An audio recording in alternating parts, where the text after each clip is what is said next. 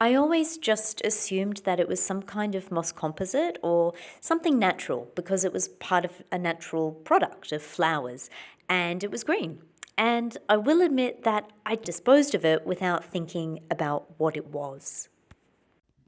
In 2019, a group of scientists from RMIT University in Melbourne, Australia, published the first ever study into the environmental effects of floral foam.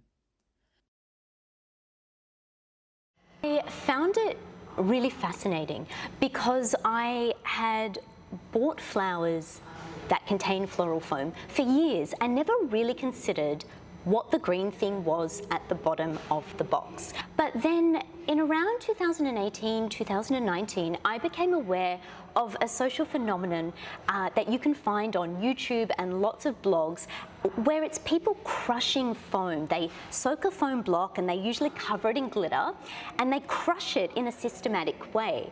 And that's when I became aware that this foam block was not a natural product like I had always assumed. It was actually a plastic, because I was at that time looking at how microplastics affected animals, and I realized that if we're crushing these foam blocks made of plastic, we are essentially creating countless numbers of microplastics that could enter the environment. And I was really keen to understand what that might do to the animals around us. The very first thing I found was that floral foam was indeed a plastic, but it's a bit of an unusual type of plastic that we don't see very often in our lives. So in our households, we would most commonly see polyethylene, polypropylene or polystyrene, and you would see those symbols at the bottom of your milk cartons and your yogurt containers. But floral foam is made from a very different kind of plastic called phenol formaldehyde plastic. And when I went searching for information about it, again, there was not a lot of information about how phenol formaldehyde plastic affects animals and our environment. So that was the first thing I discovered. What actually is this block of foam? I also discovered that floral foam leaks toxic chemicals into water. So I found that after soaking foam microplastics in water, they released a lot of phenols. And when I tested how animals responded to this chemical called phenol, I found that it could actually kill important little animals that live in our lakes and our oceans. I also was interested in understanding how floral foam might affect animals if they eat the foam. So I tested 8 different types of animals and found that every animal I tested ate floral foam. So there's something about floral foam that is confusing animals into thinking the foam microplastics are food and they are eating those microplastics. What it means is that microplastics from floral foam can affect an animal through multiple pathways. So floral foam floating in the water can leak toxic chemicals, and an animal can experience that in the water.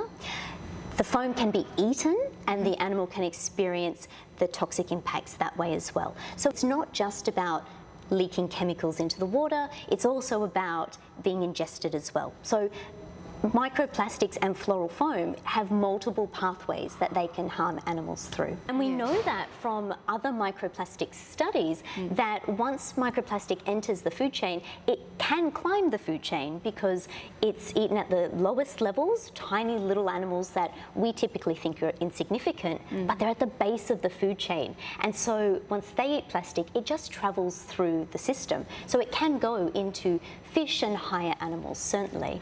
But one of the interesting things I found was that for large animals, for example, mussels and oysters that we see at the beach, they typically don't die when they eat microplastics, but just because an animal doesn't die doesn't mean that it's healthy. And that means it can grow more slowly, it can produce fewer offspring, and that has serious consequences both for the animal itself, but for the population in the long term. So I tested 2 Smithers Oasis products, the regular floral foam and what was then called the biofoam product. So both the foams, the regular foam and the biofoam, were coming up as phenol formaldehyde plastic.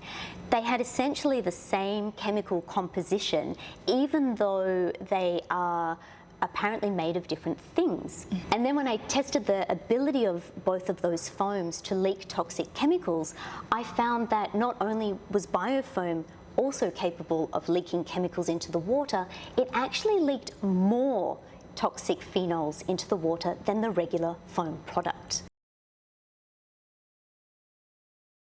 With any disposable plastic, where does it get disposed to?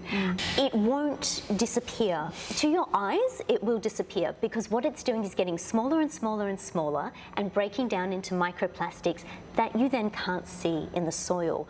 But we know that nothing breaks plastic down, so it's still there, you just can't see it. And as it rains and water moves through the soil, the plastics will move as well. Think about floral foam that's perhaps in a vase. The water containing microplastics of foam go down the sink and can enter the waterways that way. But floral foam in rubbish is not guaranteed to stay in landfill either. It could break down and travel through the soil. Microplastics move very easily through the environment. So I'm not sure what the best way to dispose of floral foam is, because there's nowhere to dispose of it to. I know that's not a happy story, but that's the story with any disposable plastic. And I think for floral foam, we can think of that as just another type of single-use plastic. What do we do with it when we don't want it anymore? That's the question.